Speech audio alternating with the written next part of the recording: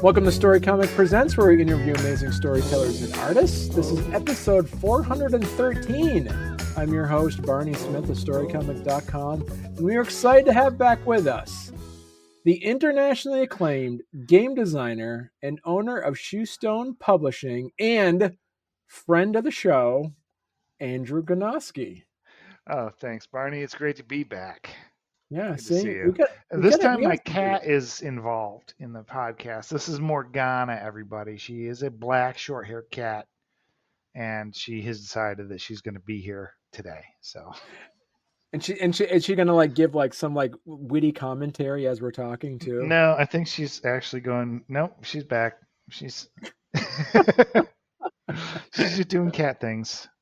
Okay. So Shoestone Publishing has been very busy this past year. You Yes. have put out a magazine, and I know last time you were on, you were talking about Drintera, Age of Destiny. It is and when you were on, you're talking about how it is a game system agnostic setting, correct? Right. And that's still the case. Yes, it is. So it's system agnostic. We certainly have Dungeons and Dragons players in mind. I'm sorry about the cat. Not everybody plays Dungeons and Dragons. There's Pathfinder, which is also very popular, and several. There's old school Renaissance, which are D&D like games back, trying to recreate more of the experience of early Dungeons and Dragons and so on. And right. I realized a few things. One is that,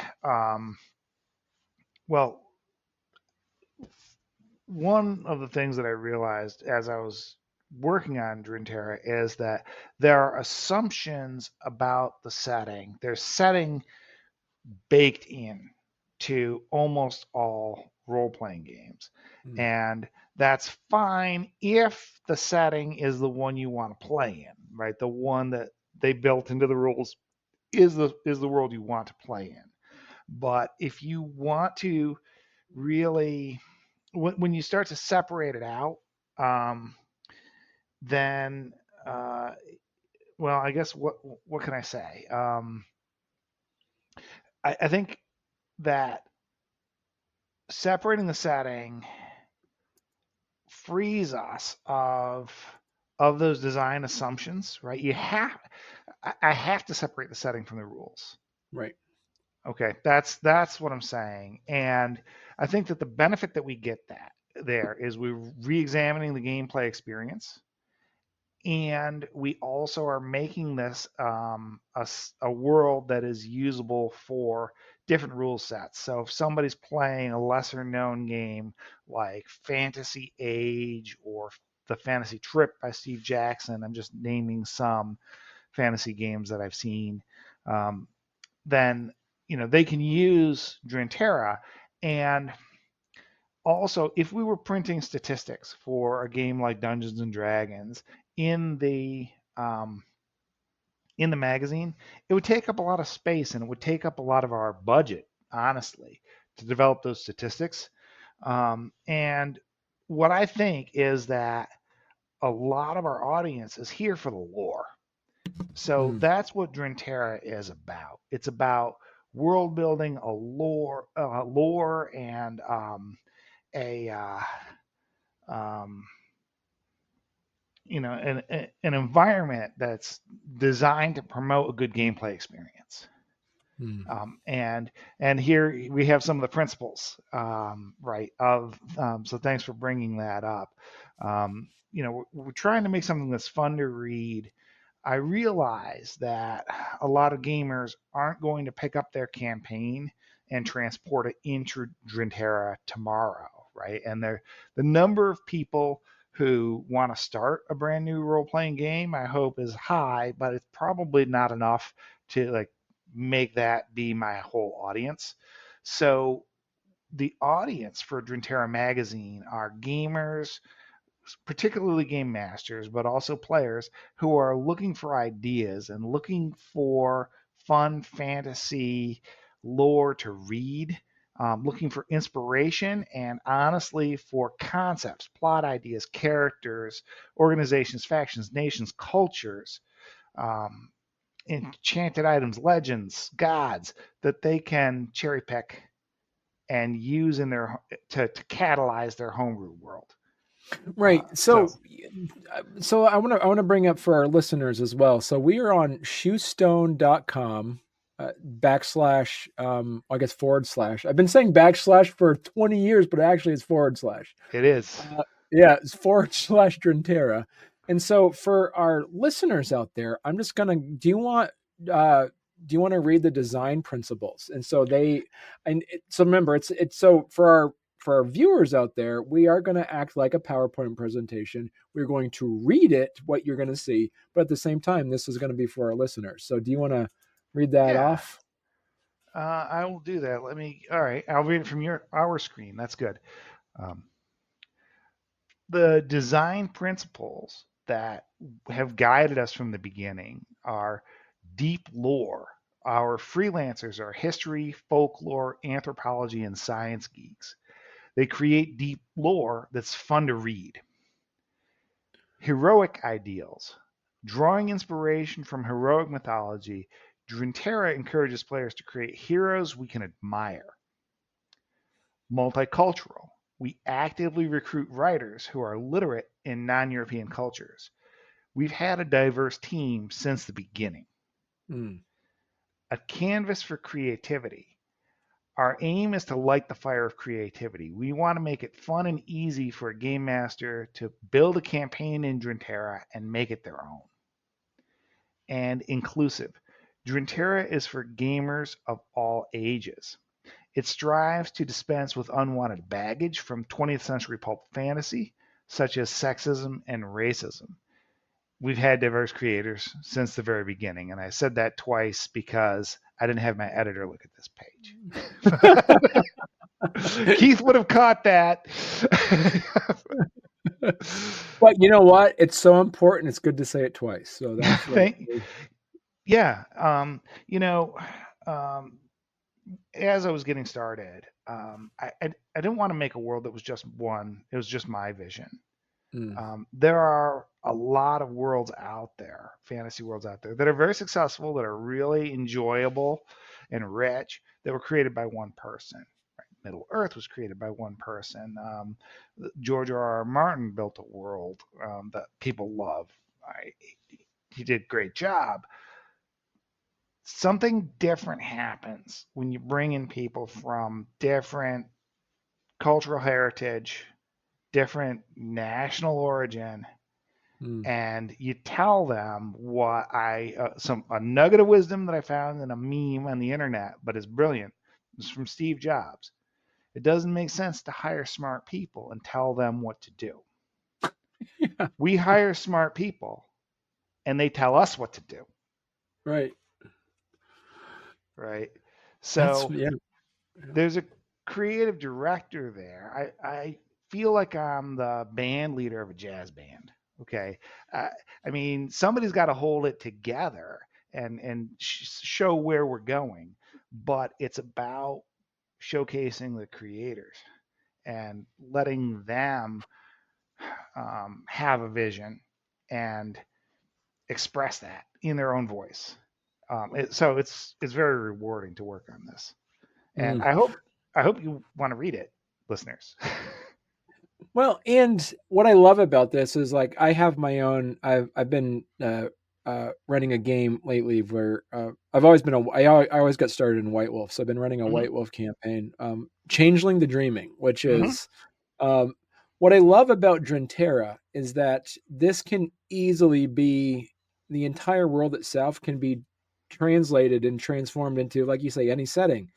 It could be a different realm or a different dimension for any of your if you're playing like say like Dragonlance or Forgotten Realms, like you could just easily like stumble onto through some sort of gateway.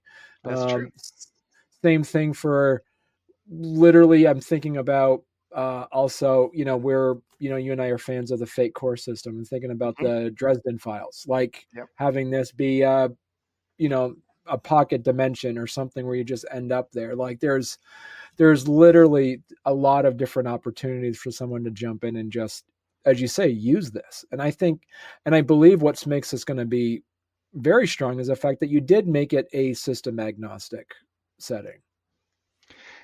That seemed like a very smart decision a year ago when Wizards of the Coast really alienated a lot of fans.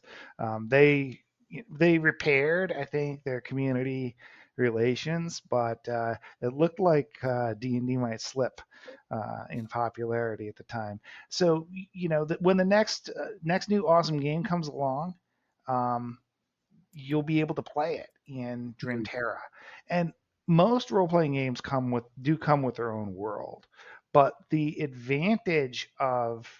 one of the advantages that comes to mind that actually appeals to me is you can flip the normal system changing. So um, you can experiment with different rules, but keep playing in the same world. Your investment in developing your own parts of Drintera, you can keep, right? Even as you experiment with different rule systems.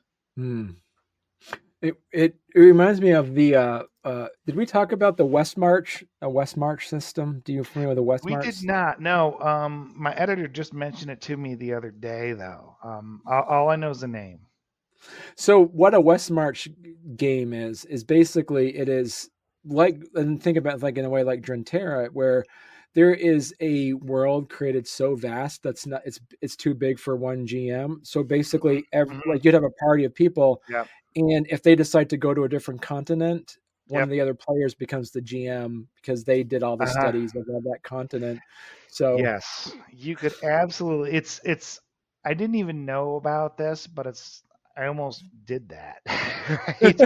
Um, and I did it because I wanted to be able to put recognizable um, cultures or to draw inspiration from world cultures, and that to me meant making a geography that's a little bit like Earth. My geography guy played around and he flipped like North and South America to the opposite hemispheres. We actually stuck Asia in the southern hemisphere. Um, but and yeah, in Africa, Dramagar is like Africa. That's the one in the middle, and mhm, Niere is off. That's our Europe-like continent, which is off in the northeast. So yeah, right. thanks for showing that.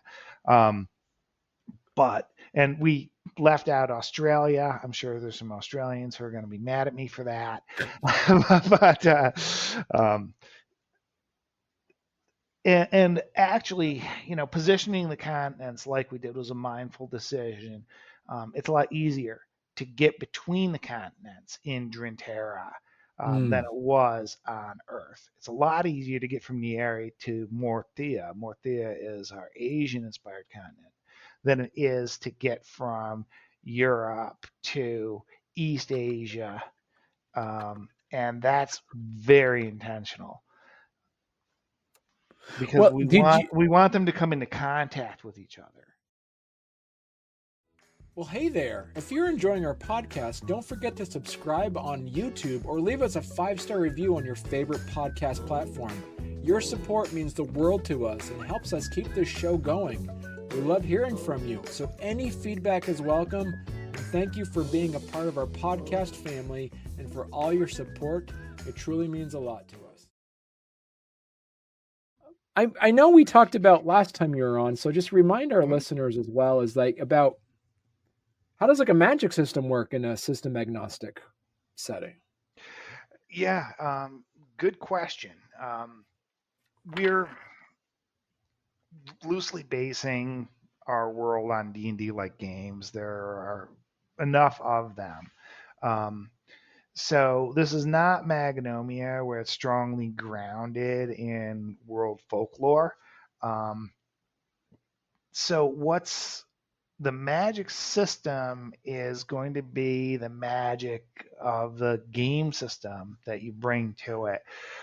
However, there's lore around magic and how magic works and what magic is. And there I did draw on my extensive research into European magic because I found out that European magic was really cool. The idea of magic is, and I can gush on this, so feel free to cut me off. The idea of magic is that it's the secret laws of the universe. Before there was physical science, people observed correspondences in the world. An example is that the phase of the moon was correlated with the tides rising and ebbing, right? And they observed this, but there was no reason why. This was secret. This was hidden. It was occulta in Latin, which is occult, right? So there are these secret laws of the universe that are discoverable. That's how magic works. Okay. And all right, magic in Drintera is going to be heavily influenced and involved with spirits. So the gods are immortal beings, and they are essentially connected to these secret laws of the universe. They kind of are powered by them, and they're tens of thousands of years old, so they know a lot more about it than any other mortal creature could. And they'll teach you a little bit. They'll reveal a little, to as much as they think humans can handle and be trusted with. Maybe more than they can be trusted with. As much as they can handle, they might reveal a little. And some of that magic involves, rather than directly trying to affect something with magic, it would involve conjuring a spirit to do it on your behalf. This is also borrowed from European magic, but also from folk magic around the world. This is extremely common, right? So our lore is grounded in our folklore and anthropology and history geekiness. There is, we're not just copying this out of D&D. We've gone to the sources and mythology and folklore, right, to restore the wonder of magic. That's what we're trying to do. One of my favorite articles, it was my idea, but I gave it to a creator and an author, and he ran with it. Is we use the word dwemer because it's an underused, cool Anglo-Saxon derived word for magic. And a dwemer is the magical ambiance. It's how magic skews reality. It's the mood of a place. And dwemers ebb and flow according to these mysterious rules. And there can be dwemer that becomes so strong that monsters come out of it. That, for instance, house cats. My house cats just left. House cats could be transformed into tigers by a dwemer, just by a wandering, a weather-like phenomenon. Right. And and here's an illustration of some plant creatures, right, that are probably spirits angry at these adventurers. I love that piece of art. And you also mentioned on here on the Shoestone Publishing, shoestone.com, is Drintera right for you? If you want to support a diverse team of freelance tabletop role-playing game writers and illustrators, reading RPG world lore is fun for you. You want plausible conflicts that go beyond good and evil. If you're in a world shaped by mythology where magic follows narrative logic, and if you view the setting as a canvas for your own creative storytelling, or you just want to borrow cool ideas, then it is. So, but you say it's probably not your cup of tea if you prefer grimdark you want heroes to be dark too. If you miss Drow Elves, the Underdark, and other intellectual properties from Dungeons and Dragons, or if you're looking for a ready-to-play adventures with full game statistics, you can use Fit published adventures into Drintera, but our products are about world lore and creative inspiration. So, like you say, it's about role playing, ROLE playing, not ROLL playing. Right. And it's not because we can't do ROLL playing, and not because we think it's unimportant, but because other people are doing it. Right, Right. And what I feel is underserved is this, is the lore. right. Yeah. All right. So, Andrew, talk to us a little bit about you have a Kickstarter, an impending Yeah, we do. Kickstarter right now. Yeah, we do. So we've been publishing Drintera since March of 2024, and it's expensive. Right? I pay all the freelancers. Pay the editor. I pay the layout artist. All those illustrations we were just looking at, and I've been paying that out of my pocket. And Mm, our sales aren't really that good right yet because people don't know about us. We haven't been able to reach the audience. Kickstarter mm, is our way to grow that audience, to bring Drintera closer to or to financial sustainability.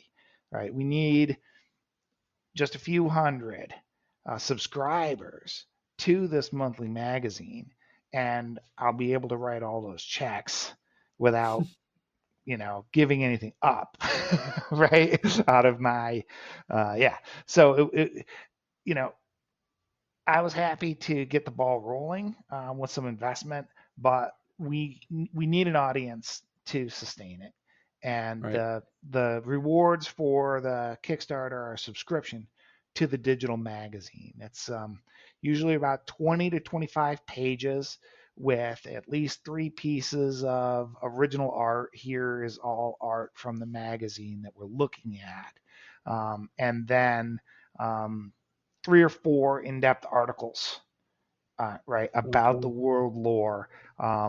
Each issue, the way I'm organizing them, is around a particular theme. So, for example, the issue that's I'm just about to publish, issue 10, is about the wilderness. Mm, And there was the previous one was the ocean. And before that, we had uh, what was I forgot what we did for issue 8. Oh, 8 was October. It was how could I forget my special issue October? Okay. So,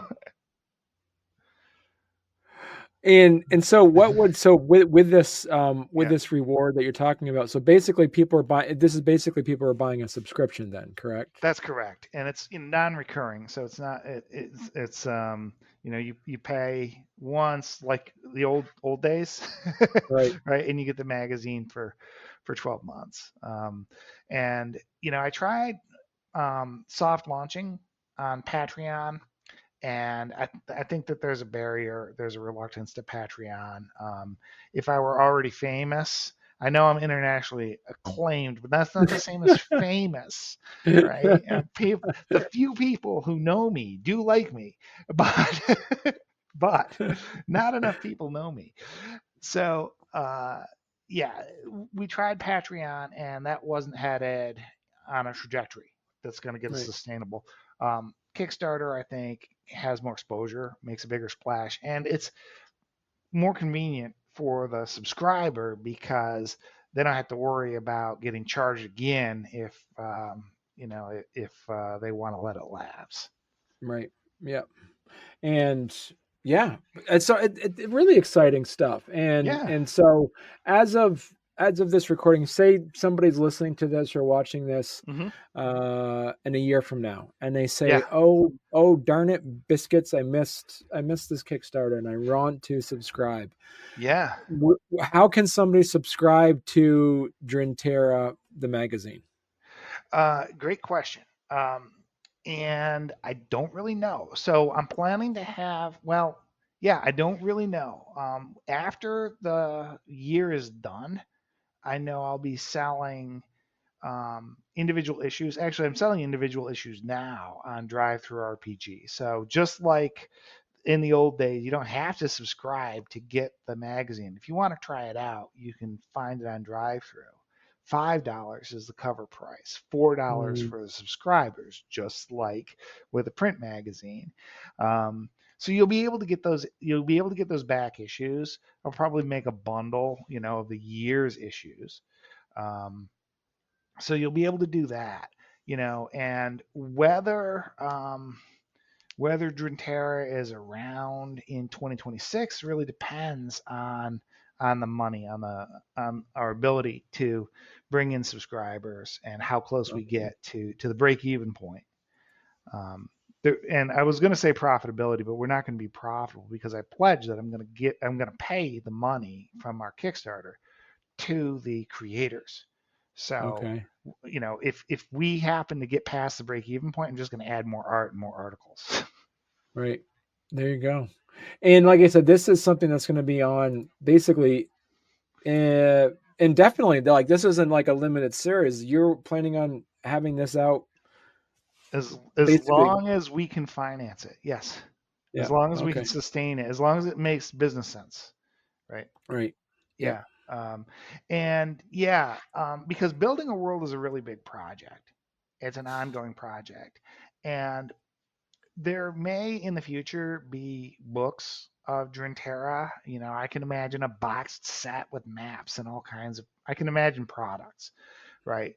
But the creative community that is producing this it's a big community, right? They're taking Right. turns writing these articles, and that's really the heart of the project that I want to keep it alive. And Mm, the only way to do that I know of is to finance it through subscriptions. right. Yeah. No, it makes sense. That's why they have it. And are you looking at also having maybe like also like advertising opportunities in it as well? That's a good question. Um, I would need my circulation. There's a bootstrapping problem there, right? Because with the audience that I have now, nobody will pay me for advertising. I Mm, don't know if my readers want advertising, mm, and that's the advantage of like direct financing, right? And of um, not having printing costs, not having shipping costs. Maybe I don't need advertising. right. Um, yeah. Uh, Yeah. Well, so Andrew, if people want to learn more about you and your work, where's the best place they could go to? that would be shoestone.com. There it is. And there is a Drintera page there with a little banner, maybe not as prominent as I would wish it to be, but there's a little banner at the top that it's coming to Kickstarter. Yeah. So follow us to support a strong launch. You can sign up today. You'll get notification when we launch, which is going to be soon. Yeah. There it is. As of this recording, it'll be soon. So yes. So Yes, yeah, perfect. that's true. Excellent. Yeah. Well, you know what, Andrew, it's always a pleasure to have you on the show, and I absolutely and definitely, um, definitely, yeah, you got to come back on when there's when you have more Drinter and more um, I've got Magnolia. Drintera coming out my ears now, Barney. You could Yeah. have me on every day, and I would not, I'd be able to talk. So if you ever need a guest, just let me know, Yeah. and I'll be happy to come back. I'm always happy to talk about what my creative team is doing because I think it's exceptional. Right. And Yeah. yeah, so yeah, what I wanted to say is you can buy individual issues on Drive Through RPG if you want to try it out. Issue one is free. Um, Instead of binging and buying all the issues, if you want them all, wait for the Kickstarter because there'll be add-on or one of the reward levels will get you the back issues too, and that'll help Okay. help fund the Kickstarter. Right. But you can buy them all at full price if you want to. That'd be fun too. All right, excellent. Well, thank you so much, Andrew. Yeah, it's great to be here. Thanks for having me.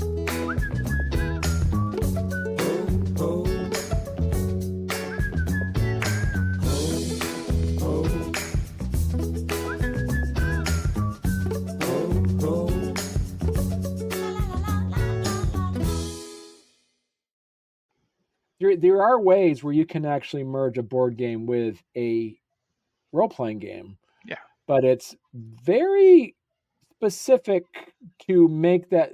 The thing about board games is that they are always objective.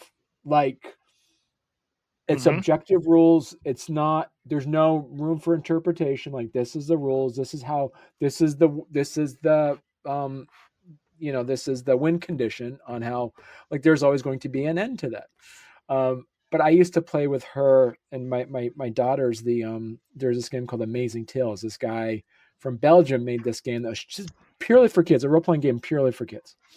That you basically have 3 dice. You have a 6-sided, an 8-sided, and a 10-sided, and each Mm-hmm. one, what you decide for is your skill, what Mm-hmm. you get, what you're good at, what you're really good at, and what you're great at, blah, and you can pick whatever you want. So it's kind of like a fate core kind of deal like that, Yeah. where it's open ended. But she basically so every time, so there she has the map of this board game is zoned out where it actually has, she had yellow construction paper, so that was the desert. She had blue construction paper, that's where the ocean was. She had red construction paper, that's where the lava was. But each place she had where you'd fight a monster. And I was the potions master. So basically, I said we went into the water realm, or with the desert realm, for instance, and we had to fight desert trolls. And she goes, "What do you do?" And I said, "There's no dice rolling because it wasn't that, but it turned into a role playing game." And this Uh-huh. sponsor goes, "What do you do?" I says, "Well, I'm gonna make a potion where I actually turn the troll into pure stone." And she Mm-hmm. goes, and she looks at me and she goes, um, "You do that potion, you do that, and you fail." I'm like, "What happened?" Like, there's no dice roll or anything. She just Yeah. basically made the statement almost to the point where it became a um a, like a battle of wits between two real people, like to like try to outwit them. Mhm.